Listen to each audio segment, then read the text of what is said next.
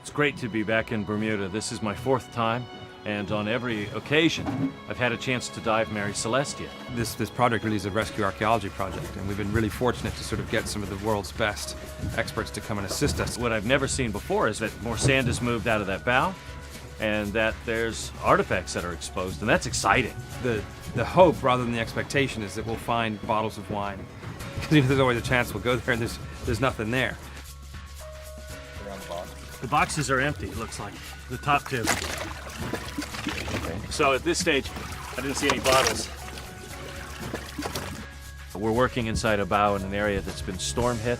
Storms are coming again, and we don't have a lot of time. Instead of taking a year or more to dig this up, we have a week. The Mary-Celestia is probably one of the best preserved Civil War blockade runners. When the Civil War broke out, the Northern strategy to win had to depend not only on success on the battlefield, but also the economic strangulation of the South. The Confederates turned to blockade runners. These blockade runners are feeding the South with those commodities that they just can't produce themselves. From the uniforms and boots to the bullets and the guns themselves, all of that was run through the blockade.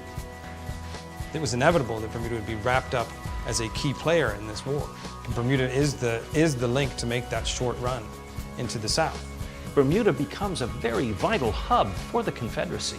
What helps all of this, of course, is the fact that the Bermudians are very pro-Southern. So this past January, we came out after a winter storm, and a good foot of sand had been removed from the inside of the bow. And lying in the bottom of that was a bottle of wine and what looked like the corner of a case. Clearly, there's a lot of money to be made just on finding a way to get those few luxury goods through.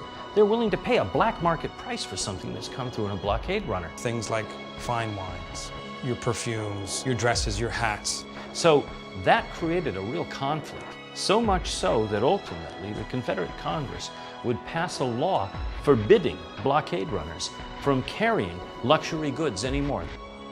When you start looking at the whole story of the Mary-Celestia and the Crenshaw brothers who own the ship, you start to really get a sense that these guys are really outside the norm. But if something bad happens to them, no one's going to shed a tear.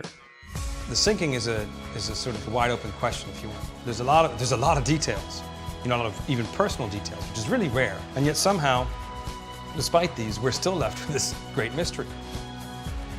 You hear about these types of finds, the fact that the sea, as much as it can destroy, can also preserve. Our greatest fantasy would be to find a bottle of wine that's corked, that whatever liquid is in there is pretty much the liquid that it went down as, rather than having some water coming in and mixing. That would be the absolute fantasy to find that.